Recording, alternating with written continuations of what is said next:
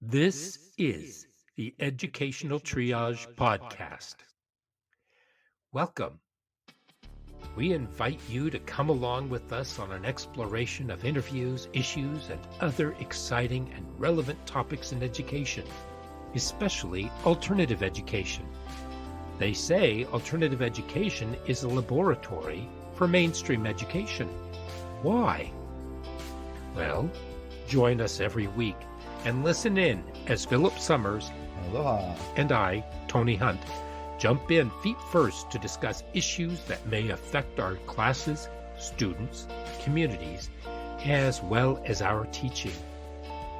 Please subscribe if you enjoy and find relevance in what you experience here.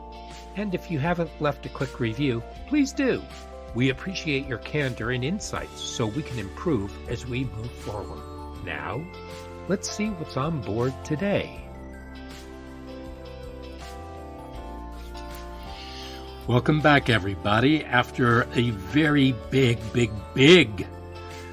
week with travel for some of you, big eating for many of you, and maybe some interesting family stories from around the Thanksgiving table. So, anyway, I am here in the studio with our good friend Philip. Hey, Aloha, Philip. eh? How are you doing? I'm doing good. I'm doing swell. Oh, good. Thankful Good. and swell. It's getting cold outside. It is. It is. I heard that we're in the midst of our winterest period here in the area of the Northwest. So, Oh, we're supposed to get warmer? no, we're supposed to get colder. It's supposed to be the onset of the winterest time. Now we're looking for snow. Kids Yes. hoping for no school, that kind of stuff. Well, hopefully it happens. Happens at a time that I don't need to go anywhere specific Right. for travel. So, okay. So this week, sir, we are going to be embarking on a journey of assessment. And we're talking about program assessment or school assessment, and not necessarily assessing kids on their stuff. That'll come later.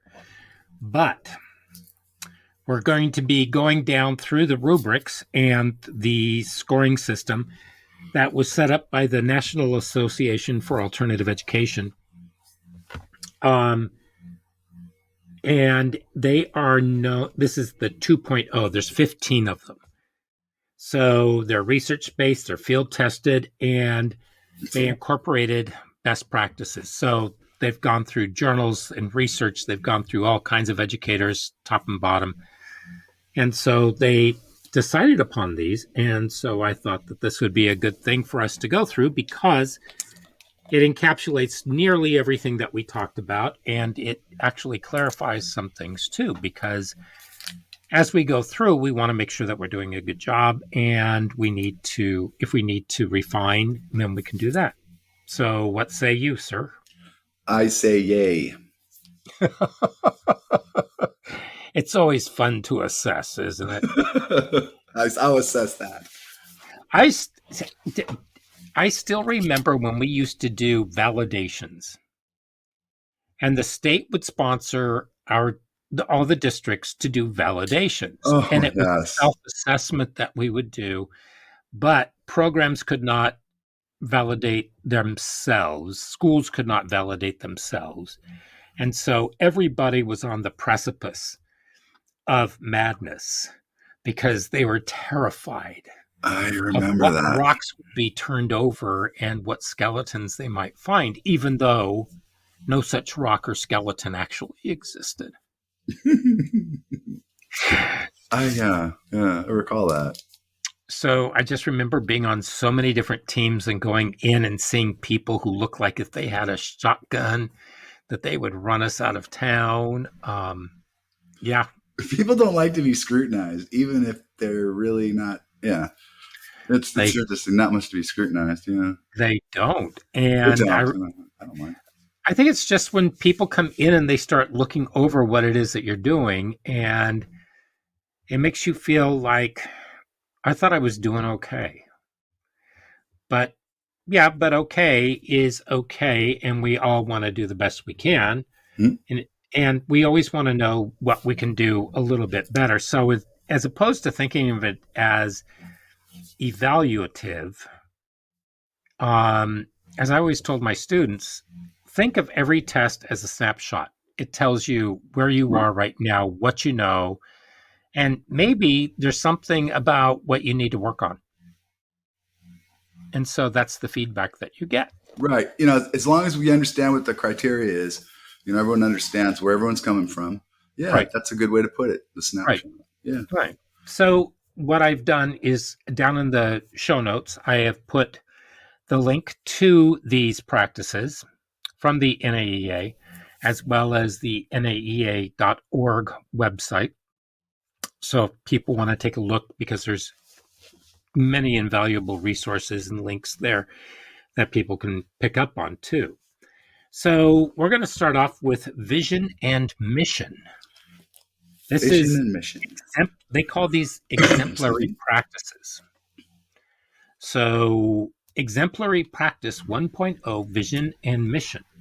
And an exemplary, non-traditional, or alternative education school develops a guiding vision and mission that drives the overall operation of the program. And I believe that you and I discussed that. We did. Yeah. We started Yes. playing with mission statements and such. Right. Right. So you want to make them simple. You want to make sure that that it's understandable and that it's doable. So yes, that's important. Many people make them and they're not doable and they're very disappointed. mm-hmm. It's very true though.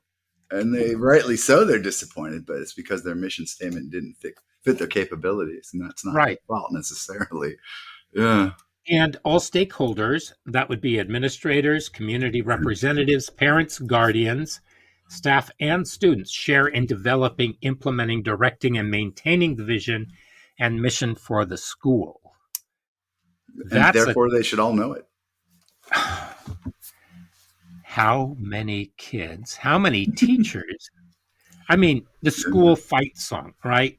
How many actually know what the school fight song or maybe even the mascot is? Or even have one fight song. But right. The school I used to work with, the alternative one that I was affiliated with, that was pretty established, just got a mascot sort of as a tongue-in-cheek thing, a dark horse. I thought that was great. Yeah, the dark horse. It was. But that came in the years, much later than when it started from. Yeah, but how do you get parents and students involved in the mission statement? You know what? If it's almost as if you're doing your job right, the school itself, everyone kind of knows it in a way. And if you don't really state it so much, if maybe put it in the front of your handbook kind of thing, it should fit. It shouldn't be a page. If it is, it's not a mission statement. And then people should kind of know it. Yeah. People should kind of know it. They really should. It should sort of present itself as a duh. It should only be 2 to 3 sentences and at the most. Extremely simple. Yeah. I mean, I've seen one that's educate every child. That's a pretty good mission statement. If you're doing that to the best of your ability, that's pretty much. Would that be a mission statement or a vision? That would be a vision. That's I've actually seen that as a mission statement, I believe. Really? That up, but yeah, I don't know. I would need to have some qualifiers in there, but yeah, okay. Yeah, I mean, it's pretty simple, but okay. And then the vision and mission of the student includes the identification of the target student population and promotes the success of all students. But that should be, as you said, educate every student. Yeah, yeah. But they only pay attention to the ones that make them shine, right? Don't do that. They say, some of my students have IEP, as far as I'm concerned, every student has an individual education program or plan. We will get to that. Yes. We will get to that. Because they're individual kids. All my kids are individuals. That is in here. Oh. In our practices. So, Go figure. Yeah. And additionally, the vision and mission embody high expectations for academic achievement and the nurturing of positive social interactions between staff and students. Yeah. Very important. So You know, how often is there professional development on staff student relation development?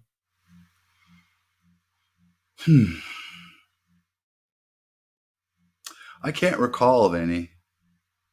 I Um, mean, I know well, that there's administrators who will say, "Well, I tell the staff to stand out." That's not stand outside their doors and greet the students. yeah, it That's helps, not it. but That's not. you mean like how a, a conversation should go? I mean, how a relationship develops, not Mhm. yeah, I know what you're talking about. Yeah, and I was just listening to I just got Lord. brain I, freeze there. I'm trying to remember which podcast it was. If it was a podcast, and they were talking about student maps, Oh, student learning maps. I think it was, and teachers just listening to what students talk about, and they can write down what are their likes, what are their goals, and just having those conversations, and maybe just having a small convo with those kids and just putting all this stuff together, and maybe having the kids help develop those maps so that you know how better to relate to that student. yeah, and how to speak with students. Yeah. For example, there's a difference between responsibility and blame. That when you're looking for things to work out, Hmm. that are you looking for someone to blame, or are you looking for the responsibility on that person? So there's an emotional sort of hyperactivity toward blame, and when you have not a confrontation, but an interchange with a student, and you're looking for, to see if they're responsible for something that might be a misdeed. Are you finding out if it's a responsibility for the misdeed, or are you looking to blame them? There's a Right. difference. Is it a shame sort of thing? Because shame says you are a bad person, and the responsibility side says that you're not a bad person, but you must take responsibility for that deed. And there's a difference in that sort of Well, interchange. well, And some students, yeah, well, you're that's already yeah, assuming that the conversation is going to be yeah. about some kind of conflict resolution. Well, it's not so much resolution, just a way of talking to students, because there's a person that stands in the hall and goes, "Hey, what are you up to?" And another person that goes, "Hey, what are you up to?" It's kind of like, yeah, no. And then the student goes, "I'm not doing nothing." He goes, "You better be doing nothing," and Or you kind of have that friendly sort of thing. or you look at the student and you say, "Hey, I want to play." Those kids, there's ways I get a look at a kid and I know if they've been doing something, or if they've done something wrong, and I heard, and they go, I go, don't. And they go, okay. It just goes on, man. And they just go and they just know, and I know, and then it's over with, and I Hmm. don't hold it on them. Yeah. And you have to know how to do that as a teacher, Well, as a human being, as a human being too. But I don't do that to adults. I mean, it's certainly oh, my, I don't they, either. could you imagine? Adults go, what are you talking about? Nothing. It's a different thing. Yeah, kids respond to us. It is a kind of a big role we have, but that's a It different thing. is. It It is. is. Which brings us to exemplary practice number 2, Which leadership. is, oh, coincidentally, yeah, put us on the spot then, does it? Yeah, we Hmm. have to be leaders and form leaders. Well, let's talk about this. An exemplary, non traditional, or alternative school employs passionate, innovative, competent, and experienced leadership. Yeah. That means you don't want to stick in the mud. You don't want somebody who's there because it's a placeholder.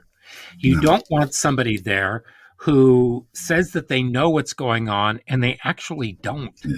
And they're not there to support the staff. They're not there to support the students. And they're not there to look for best practices and some cool ideas of what else is there that we could be doing. Yeah, I was just thinking about how to put someone who's not afraid to make mistakes. I think you Yes. just put it well. Yeah. Yeah. I mean, Yeah. failure. We need to be able to fail. Yeah, you do in a way, and know, and then to be wise enough to assess that and go, "Ooh, let's turn that back this way or that way." I've Or been what through did we those learn? things. What did And we what did learn we from learn, and that? how can we take it in another direction. Mhm. We did that a few times and it worked out really quite well. I recall. Yeah. Oh, yeah. Started in a weird place and kind of went right quick. That was Yep, that's when nice. you Yeah. shift and regroup and Yep. try it again. Yeah, it did. Okay. Yeah. Okay, school leadership purposely engages in opportunities to promote program success and strategically includes community, business, and media in celebrations. How often do we do that? If they are celebrating alternative students. You did that quite a bit. And yeah, I did that. I got the news to get us when we were doing the Everest unit. We were doing climbing Mhm, over at the sport gym. mhm. Um, that's good pub. It's good Anytime pub. they love to do it. It, Newscasts.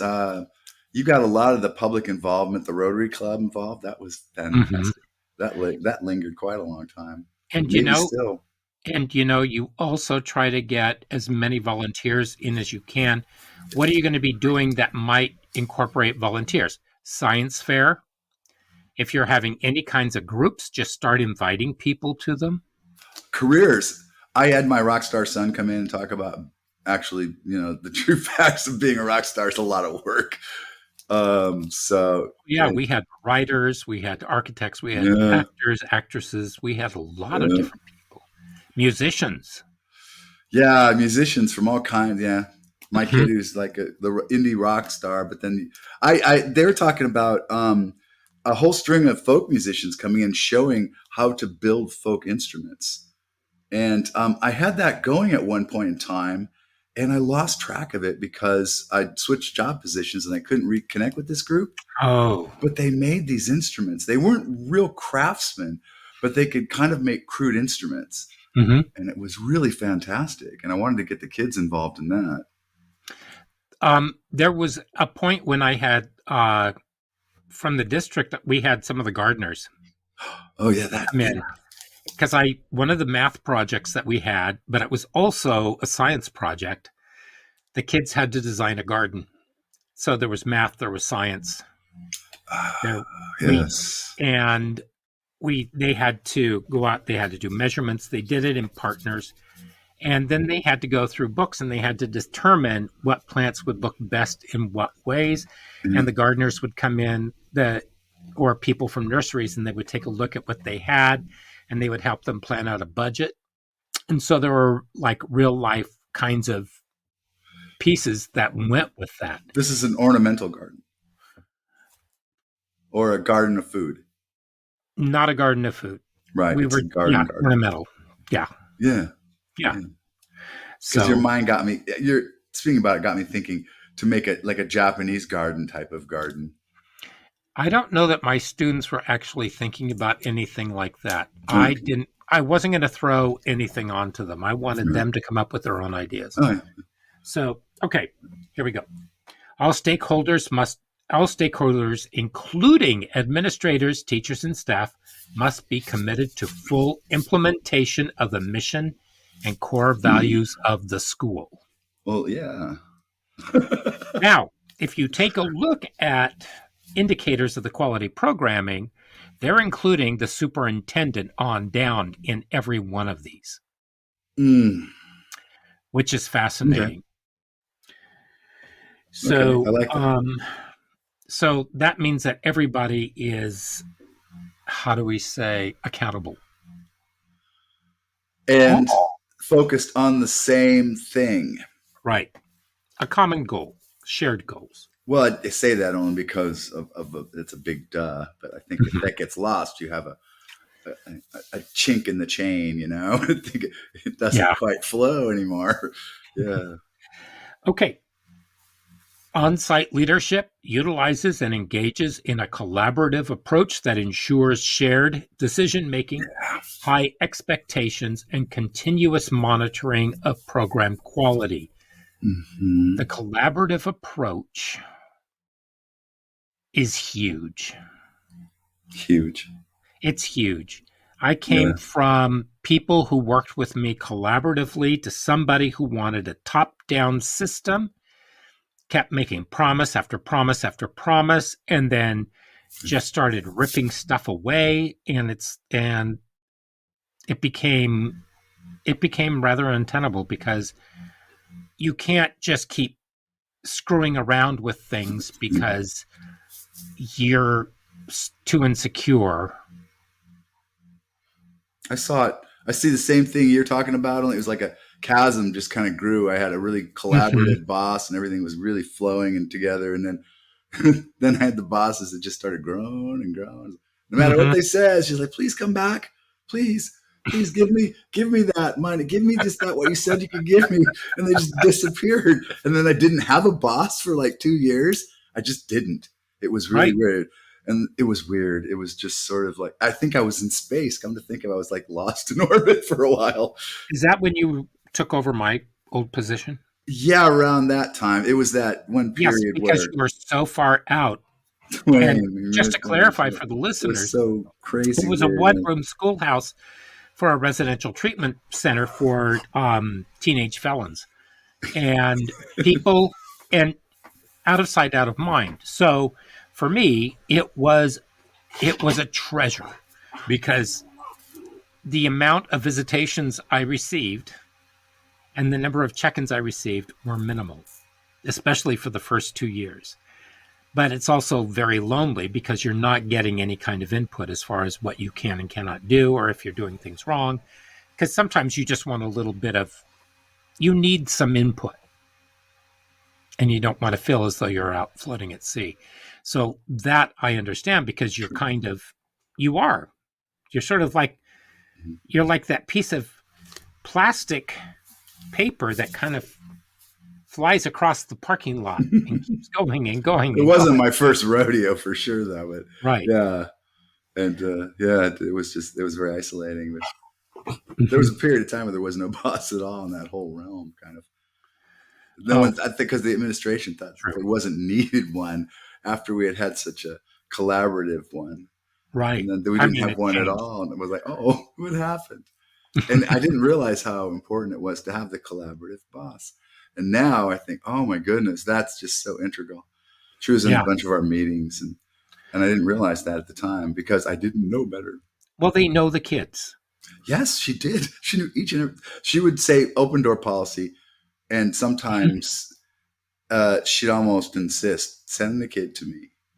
And when I and want when that policy in place. and this is extremely important. When administrators talk about how we are all family, Mm-hmm.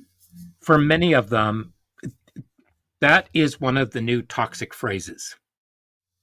Oh, it is. Yeah, It is. it But when is. Yeah. she said it, that we Team are a player. family, it's because we collaborated, we worked together, we did all kinds of things. We had, remember how every Friday afternoon we had collegiate college, and we would have some kind of seminar, whether it was on drug testing or on something that we all wanted to know more about, and Yeah. sometimes we Yes. taught each other, and so that was part of our PD. Yeah. And there were always peanut M&Ms and little things that were That's there right. I recall that. It because was they had important because there was a reason. You're talking about like the UAs that we had to give us. How come it's always leaking? yes. It's like, get in here, 10 minutes on how you seal these things correctly because they leak. It's true. It would be important stuff. Quit turning these things in there, leaking in the back. I'm But sorry. then we would have huge staff lunches, the Yeah. potlucks, and everybody would contribute, before Thanksgiving, before Oh, the yeah. holidays, at different parts of the year. I There were mean, some of those things. and we Yeah, the also, Thanksgiving for the kids. We had a and we would, Thanksgiving with the kids yes, too. yes, the Thanksgiving for the kids and the Because holiday some of the kids meal, wouldn't have that, we thought too. Yeah. right? Yeah. And so, in the last program I was in, before I left, I don't know if they're doing it this year. Um, we would, many times we ended up contributing some of our own monies because we didn't have enough to buy food boxes and have them all culturally appropriate for each of the kids that needed them. And so we did that for the kids. And because we wanted to make sure that our kids were taken care of because they were part of our family and that we cared about them. Yeah, they were. We sent out blankets. We did all kinds of things for families. We made a lot of house runs. And she, that one, did tons of home visits I did not know that. and would go out there and That yeah. doesn't surprise me though.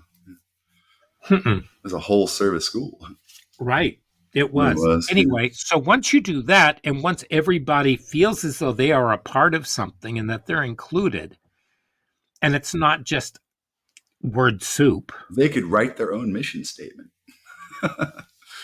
pretty much. I Yeah, mean, that's they were, kind of the way it goes. They but yeah, knew they belonged.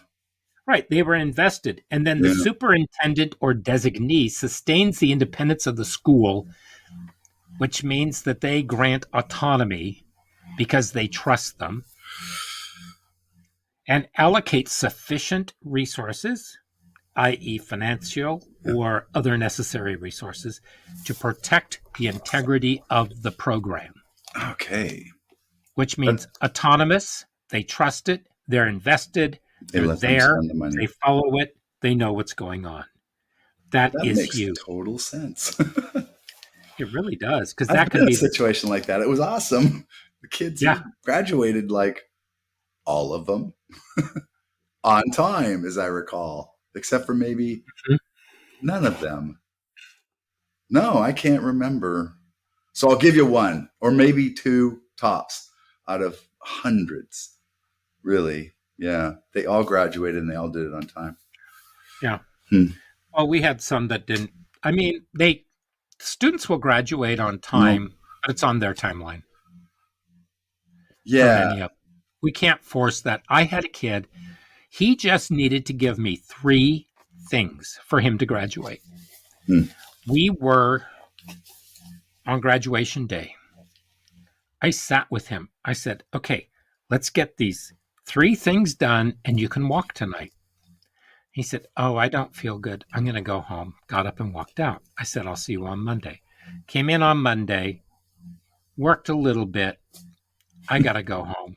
He was terrified of graduating. I Yeah. finally had to pin him down in his chair. Yeah. And because he was so close. And somebody said, just give him the credit. And I said, I can't because it's a control thing for him because he's terrified of graduating. And I want him to see that he needs to follow through and complete it. That program I was in was we had like some of those kids for 2 years. So by the time graduation came through, we'd already gone through that moment at some time where it's like, oh, no, you can't live here. You are graduating. I remember that. They do almost anything not to graduate. Uh-huh. Yeah. Yeah, because that program was a safe place for them. It was. For many of them. I mean, considering what they came from, yeah. Or what they're going to in some things. Like, I don't want to go out there. Oh, yeah. They were petrified. And yeah. Oh, completely. It was a good place. I didn't want to go out there either. I like being there. So now we're going to naturally segue into Exemplary Practice 3.0, which is climate and culture.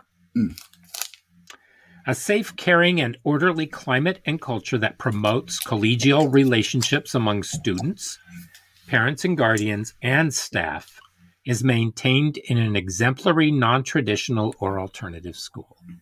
That means everybody is welcome, open arms, and that we provide resources for them, et cetera, when we can.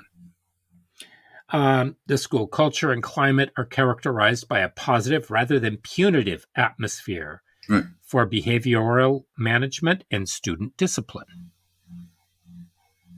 Yeah, so it's coming to grips with accountability and just learning and, taking everybody a fresh start. Every year a student starts, it's a fresh start for them. Every time they walk through that door, it's a fresh day, it's a fresh start. Absolutely. And so we're going to toss the baggage of yesterday, goodbye, despite the fact that maybe they stomped on your foot, which they probably shouldn't have done, and that's assault. But, well, I mean, if you've apologized, after done it. I always had this policy. And that's a bit if there's something that's going on and we smoothed it over, it's over. Gone. Right. Yeah, I don't go, hey, remember that time? No, that time is now gone. Or you just do a quick check-in how are you doing today? Because we need to Yeah. resolve what happened yesterday. Oh And well, it's yeah. and it's not I'm going to poke your eyes out and I'm going to stab you or do anything and I'm not going to like try to crucify you, but I want this thing solved so that you can make progress and move on. Right. Yeah. And you give me feedback. What did I do to trigger you? Something like that. Because if No, you're no carrying any unnecessary heavy objects around. right, right, Yeah. right. No heavy Okay. loads. Yeah. Okay. So school staff establish clear expectations for learning and conduct. That's pretty much it. And you know what? If the students help create those rules, they're going to be the same rules that we would have given them anyway. Yeah. And so the first day of school, that's usually what we do. And then we post them and, and it's like, what can you guys do in order to help me? Because I can only do so much. Mhm. But if you see something happening, you can kind of like maybe help try to take care of it. And so it helps them learn. And a lot of times they'll be inappropriate, but that's a great learning time for them too. Yeah. As long as you're not punitive and you don't freak them out. So the staff actively models and rewards appropriate student behavior. Yep. Um, Proven practices to foster healthy communities are implemented at the school, and connection among all stakeholders that are positive and encourage academic, behavioral, and social success are actively promoted at the school. I like that.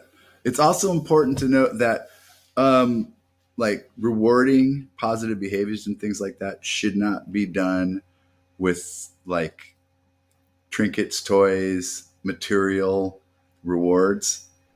How would you say it should be done? It should be done, and I say that because research shows that giving rewards versus punishments, carrots versus the stick, things like that, are just they're just intrinsic or they're extrinsic. They don't Right. affect. Intrinsic motivation is much better, and that comes from rewarding behaviors and Mm-hmm. rewarding relationships and really deepening your relationship with some kid and say things such as, "I've noticed that's the third time you've done that today. Wow." Or saying, okay, can someone tell me the answer to this? Not you. I know you know. That is sort of a way of saying outstanding work and very good in a kind of a funny way. It has the student own that behavior. You Mm-hmm. know, if I did PE today and some kid was really good at dodging. I mean, unbelievably good. I go, you look like Neo from the Matrix. I can't believe how good you're doing this. And the kid just lit up. It's much better than here's a ring. You're like Neo from the Matrix. It's just, I just made that kid glow. So that is the kind of reward that a kid can go with. And research has shown extrinsic rewards don't really do the trick. The ones that come from the inside heart do. The other magic thing to do too, and it's not something that you can overuse, but find a way to say, that was impressive. How did you do that? Um, when with some kids, I know that they really need something, and so I will say, you know what, you must be proud of yourself for doing that because I'm really proud of the way that you did that. Yeah. If they need a And chin up. yeah, and a lot of times they'll say, but then you see them and they have their head held high, and they, and they come back to me and they tell me how important that was. I'll have forgotten it. They will remember that I told them that. I just see those things and I just think, hey, I'm impressed. I can't do that. And I'm real impressed with kids and what they can do. Oh, completely. Yeah. And I want our listeners to know that if you go down into the show notes and you pull these up, that we're not going through the 1.1s, 1.2, 1.3.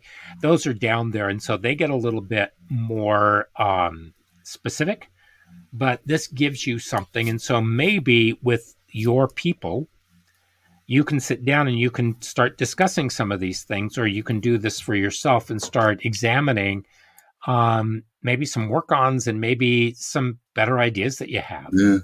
So, okay. So here we go, staffing and professional development. And professional development is something that we're going to be talking about in an upcoming episode. An exemplary, non-traditional, or alternative school is staffed with, pay attention, effective, innovative, and qualified individuals trained in current research-based teaching methods that facilitate active learning, promote creativity, and encourage self-evaluation. That doesn't necessarily mean that they are glued to a computer screen learning from that. It doesn't mean that you give them packets. It means that there are a variety of methods by which you're incorporating the education there. And yes, every student might need something different, and it's easier to give them packets, but then it's also a little bit more challenging to allow the students to explore on their own, as we've talked about in past episodes, where each kid can design what it is that they're going to do for whatever it is. And if you have the standards there, you're still meeting the standards. And you can do some project based, you can do some other stuff that might actually promote them and give them more learning than they would get otherwise. Yeah, but you were saying when you brought that up and you were saying what you're saying, I was starting to toss things around in my mind. Mm-hmm. I kept on coming up with images of kids when they do the same thing or when they try to appeal to their senses and things. What's in common with all that, and how does learning come into that? And I think the best learning we do is the learning we do when we're most focused. It's just that's the way it is. And so how do we get kids to focus the most for 2 hours a day? Because that's about the most you can do the most of, really, intensely. And your brain, otherwise your brain goes, oh, I can't do it anymore, and I'm not going to do it anyway. And then they go to like the class and fall asleep. So that's what you want to kind of get, is that thing that maybe they want to learn, or maybe you want them to learn, or push them toward it, and then get them to focus in on that. And so that's what we want to do, is kind of get to those lessons. So we're the creators of those lessons that get it just that. They give us the kind of the knife, and then we hone the edge to give it that focus for them. And that would be, it's kind of a good way of, the way I look at it, if they give me a good foundation, if they give me like something that's exciting already, I'm like, or I know already, I'm like, okay, I could make this really, really focused for them, really interesting. But if they give me something I don't know about, that's a challenge and a half. Because now I've got to really dig, and I got to really pull from them. And that can be exciting. Yeah. That's when I start really going, now I got to pull from them. And I almost have to develop the relationship really quick. It gets authentic really fast. The other thing I wanted to throw in here too, that I'm not seeing, is when do we give them downtime to, like, just, every once in a while we sit there and say, boy, you know what? I've got to take a walk. Who wants to go on a walk with me? And then we would leave the campus and we would just go on a walk, and we would talk about everything. But it gets the blood flowing, and it allows the brain to relax. Yeah. It allows everything else to relax. So by the time they get back, the amount of focus, the amount of good energy that was coming from them was substantial, and it was much better than before we left. That's because you do your best thoughts after you let everything just kind of go away. That's just proven. And I thought to myself, if you go to the high school and if every hour the teacher's saying, I want my best hour from you. If you're a fourth or fifth period teacher, you pretty much don't have a chance. You don't. And in think about this, in regular school settings, you have kids that are out there playing basketball. You have kids that are just sitting around doing absolutely nothing. Yeah. And that's one way to decompress, but just getting moving, and everybody has to move. And I don't mean carrying your books and walking down the halls trying to make it to the next class before the bell rings. Yeah, that's not it. That doesn't cut it. It's got to be something that they want to do, that is calming. And okay, I think I Yeah, talked about this at one point. we're I on to used something there. We well, could dig down 2 or 3 levels on that because I think it's unreasonable to, like I said, ask for a kid to give you a really focused time on fourth or fifth period when every teacher from first through fourth have demanded the same thing. And that takes the autonomy from the kid, the time from the kid, the energy from the kid, and the focus from the kid. exactly. Mm-hmm. Exactly. And by the time that the kids get to their final period of the day, Yeah. not only are they on a carb high or a carb crash from Yeah. lunch, One or the other. but they're also exhausted from the day. So people would say, "Oh my God, I have a class from hell. Mm-hmm. I have ninth grade English. I have ninth grade whatever." And the kids are bouncing off the walls. Yeah. Well, have fun. Try to read And I'm not Emerson saying that, now. yeah. I mean, I'm not being facetious when I say have fun. It's like, No. what can you do with that kind of energy? Create a game so that when they first come in, you can play, oh, you could play trivia basketball where they get into two teams and then you Yeah. throw a trivia question. They have X amount of time to get it. Whoever gets it gets to take a shot at the Yeah. waste paper basket. Put away anything breakable, I think. I don't know. God, it's just, No, you wadded up paper. that's true. And I'm just they just thinking line up in two groups. And so, but they are it going starts crazy to by sixth focus them. period. Yeah. They So, are. something like that. But that would be a great way to review Mm-hmm. and have all the kids there. It would be, yeah.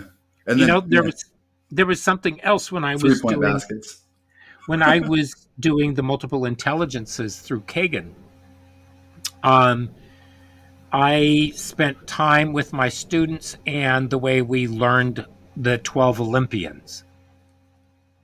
I Oh, took the yeah. 12. Yeah, You told me this, I think, too. I wrote I wrote the lyrics to about the 12 Olympians for the 12 days of Christmas. No, you did not tell me this.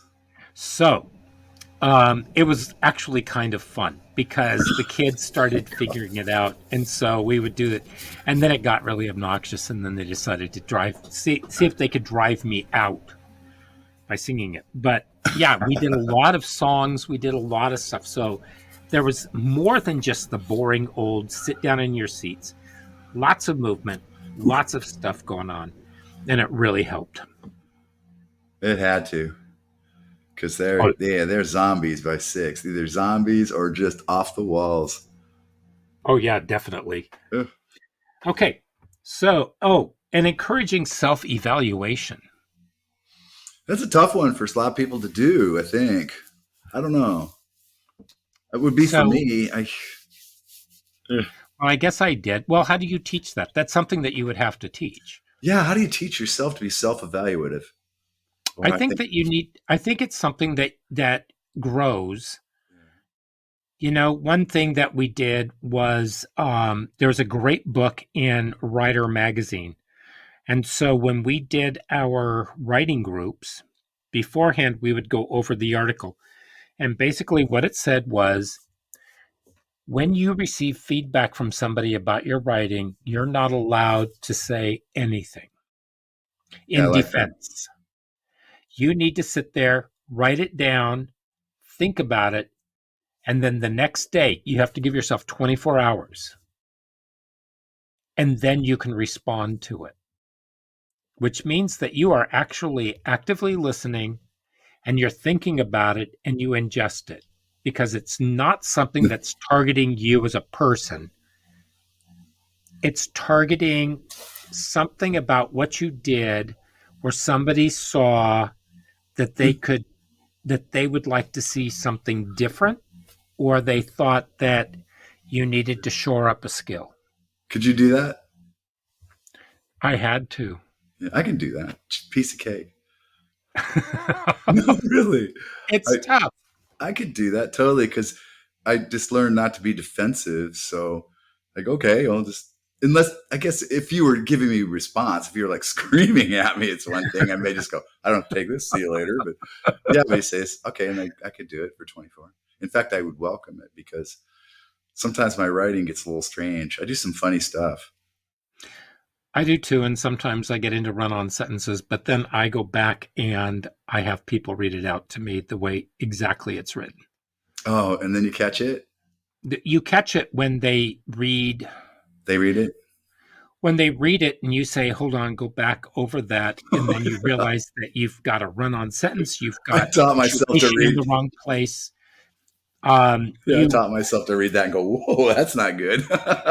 you ask yourself whether or not you might have had an extra glass of wine while you were drinking, while you were Oh writing, no, yeah. that kind of a I thing. got that got beat out of me in my freshman year of college. This is quite a sentence, Mr. Summers. And you're not Joseph Conrad. He can't write the 2-page sentence. Okay, number 5, curriculum and instruction. Oh, my favorite, actually. Now, we're not going to go, as I said, through Yeah, each let's one not of the go. points because this is a big one. Yeah. It's only got one bullet point, Excuse me. and that is instructional practices and curriculum are rigorous and inclusive, support the needs of second language and disabled students, and are individualized to meet the needs of all learners. That means it's Okay. all differentiated. You have tactics on how you can do it. You've got UDL in there. You've got multiple intelligences. You've got a whole lot of things in there, Yeah. and that you're ready by the wayside in case you need to create something more. Right. That's just having a classroom of students. Exactly. And if you have a kid that's like in a wheelchair, you got to accommodate the kid in a wheelchair, and that's just the way it is. And I don't know how you do it until you do it, and then you learn how to do it in You every do. situation that you're in. That's how it Mhm. works. Or someone who speaks a different language finds you find an interpreter, and then we use them into the language if it comes from whatever level. Well, there are different ways of dealing with that, Yeah, and I'm talking about somebody who just doesn't speak the language at all. But yeah, right. Sometimes exposure can be some of the best learning that they can have. yeah, translator exposure and all. I don't know. I've worked with some students who are pretty good. I worked with one young lady who had 10 rewrites of a research paper. Mhm. And to this day, I can almost cry when I handed her that 10th rewrite and told her, "You are a high school graduate." Oh, She just started to cry. I go, "You have worked harder than anyone I know," and that's so I'm wonderful. about to cry. So I was so proud of her because it was the language. She just had to clean it up over and over and over. And she and I just worked it. And I'm so proud of that woman. And she is a wonderful person. And anyway, I'm so touched by that person. Well, when I taught in South America, Yeah. I told my kids, I said, okay, you guys have been working on these papers. When you hand me your paper at 12 o'clock on Friday, that will be your grade. And I will only read to the 5th error. So if they are not perfect, Ooh. you're going to have to deal with that. So one of my students, he was from Israel. He came in and he wrote a great paper, but he used the word message, but he didn't write message. What he wrote was massage. Massage. I was going to say massage. Yes. And I went to him and I said, okay, I know you handed this in early, so you Oh, still no. have about an hour and a half. You need to fix your paper. And he goes, what do you mean? I said, I couldn't get past page 2. I said, I circled. And he said, but Oh, my mother proofread it. And I said, your mother who speaks Hebrew. He said, but she speaks English. And I said, it's not her first language. I cautioned all of you to have somebody else from the class read the paper beforehand. yeah. And he burst into tears and he got that paper to me in a half an hour. I said, okay, you're fine. Oh, yeah. And he goes, did I get an A? And I said, well, no, No. you got a B, but but I had that was a huge challenge. Kids don't always realize what they're capable of Yeah. until you challenge them and you give them the tools to be challenged so That that is they can be true. successful. That is very true. So, okay. So, okay. Let's go to 6.0, student assessment. Here we Student go. assessment. An exemplary non-traditional or alternative school includes screening, progress monitoring, diagnostic and outcome-based measurements, and procedures to improve short and long-term results at the student level. Sounds pretty good. Yep. Student assessments are used to measure achievement and identify specific learner needs. The school uses reliable measures to monitor student progress and adjust program services. Here's an interesting thing. One practice that I really wanted to bring back within the last 2 to 3 years, but the people I was teamed with saw no need for it, which is why I really believe that you need to have the collaborative and the people who have a shared vision in your staff. And that is that at some point during each month that you, as a team, maybe it's once or twice a week, you meet with 2 or 3 students and you talk to them about their goals. Because if they're just meeting with you, then you already know what those are. But if they can effectively tell the other person or 2 or 3 people what they're up to and just sort of have a review, and you want to do it with the newer students, because if you have a probationary period for those students, you want them to be able to articulate what it is that they've learned, whether or not it's been a good fit for them, why that has been a good fit, and to re-articulate maybe their goals. And you could do that with every one of the students so that it makes them more accountable, and it gives more credence to, one, the program, and two, how you are helping them meet their goals. What years? The juniors? Any Junior, student. seniors? I'm talking about any student. Because yeah. Well, I say that because I don't know if some sophomores are kind of hooked into what they think their goals might be per se. They might be just trying to get credits. We're not talking end goals. We're talking about for the quarter. Oh, just like class goal. Oh, this paper, that paper. What they're doing with what are they doing with progress goals? Yes. Oh, progress goals. Okay, I think you're talking about like high school goals. Because, well, you talked to some sophomore boys. Because I've talked to freshmen too. Yeah, it's like high school goals. What high school is this? But yeah. As far as what they're doing progress wise, yeah, it is a good idea to keep them in tune. We used to have the case study or case management meetings. We go through every student and just kind of like how they're doing and where there should be. And then if one student says, oh yeah, I was doing gangbusters for me, nothing for me. It's like, oh, I see. They like doing this, not that. That's pretty apparent. Well, I still remember this one parent calling me from another state because he didn't have custody of his kids. Oh, yeah. And his son was a sophomore or a junior. And the father said, I need the number of this one teacher. And I said, why? And he said, well, I just need to know who all of his teachers are. And I figured, well, they're all right there online. He can find them that way. So I'll just give him the numbers and the names of the teachers. Well, he emailed them, and if he could, he called them because he wanted them for his sophomore or junior child to check his backpack at the end of every class to make sure that he had exactly what he needed in order to be successful. And those teachers came to me. They said, what did you do? And I said, I just told them who you were. Just gave him your contact number. Yeah. And they were just fit to be tied. I mean, how many kids do you have time in a class of 32, sometimes 40, even 28, to go through their backpacks before they leave?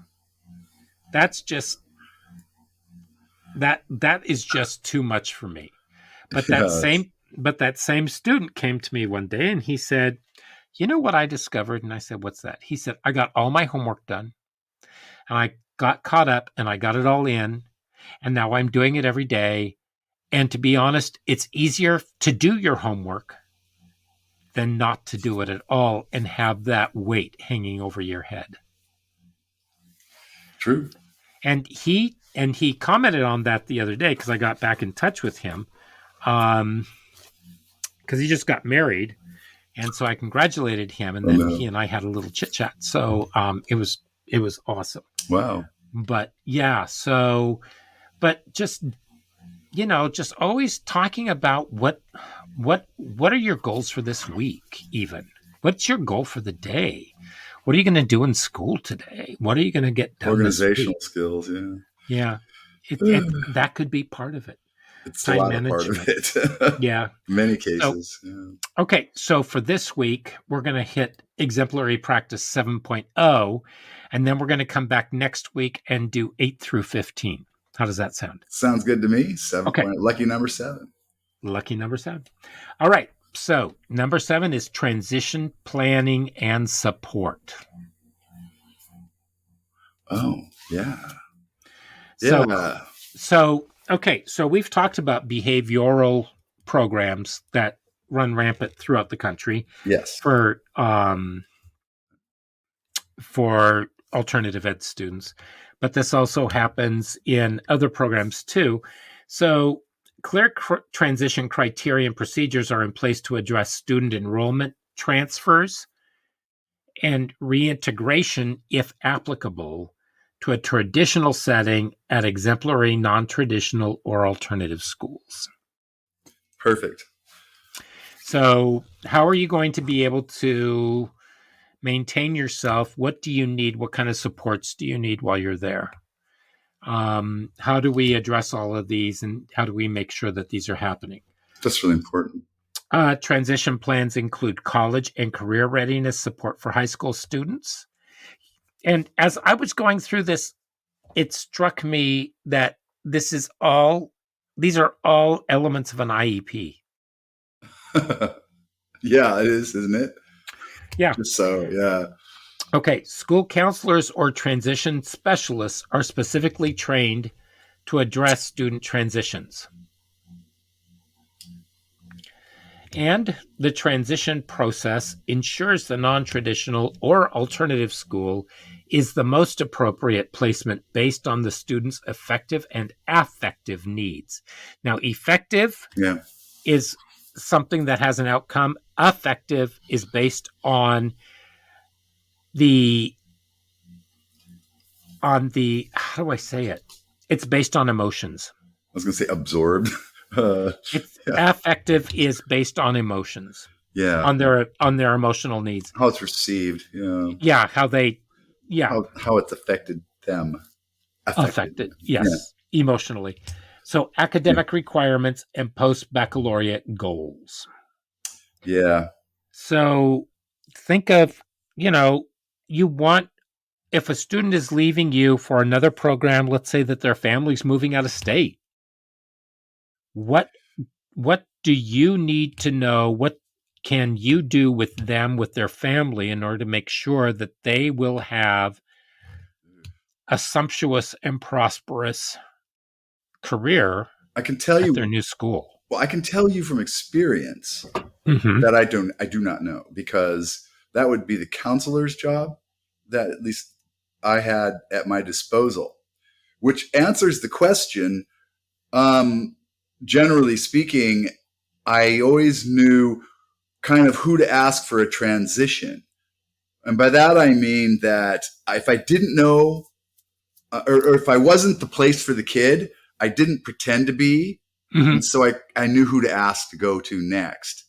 Right. And so we had that open channel with the high school and in the alternative school. And in fact, I had somebody at the high school who could call me up and say, "Hey, I got this kid." And I'd say, "Accept it. I don't care what you say after that. Your word is gold with me. I'll take the kid." And it worked out quite well. And there were some kids who said, "I'm sorry, it's not working out. We're going to send you back to the high school," that sort of thing.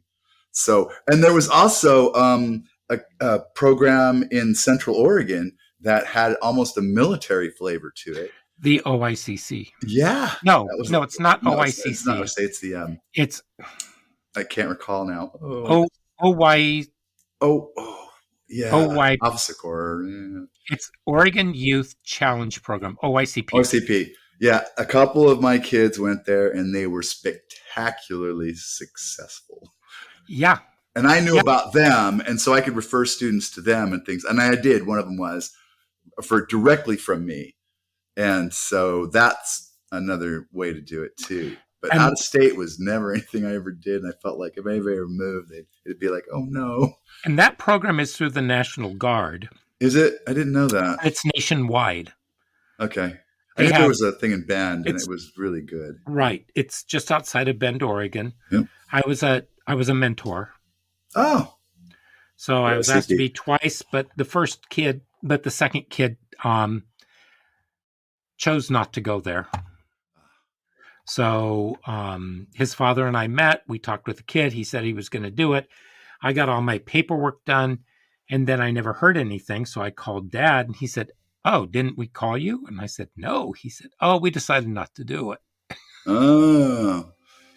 Yeah. So, we always knew where we always had a place for the kid next, usually, unless there was jail. Some of our kids, there was a few that regretfully went to jail.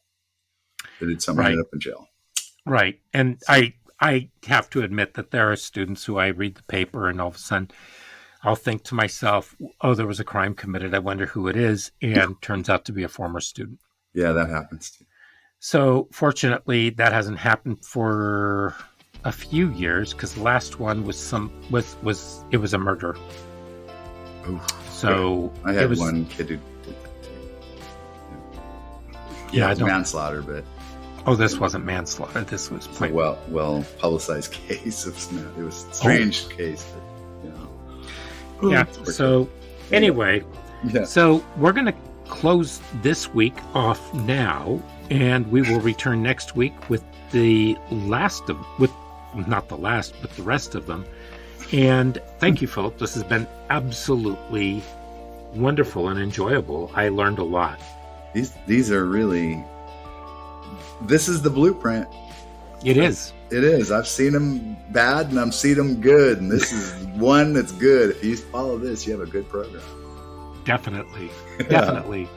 So, to all of our listeners, we will see you again next week, and make sure that you click that button to subscribe so that you are in line for the next episode, as well as get the word out and give us a review and let us know how you're all doing.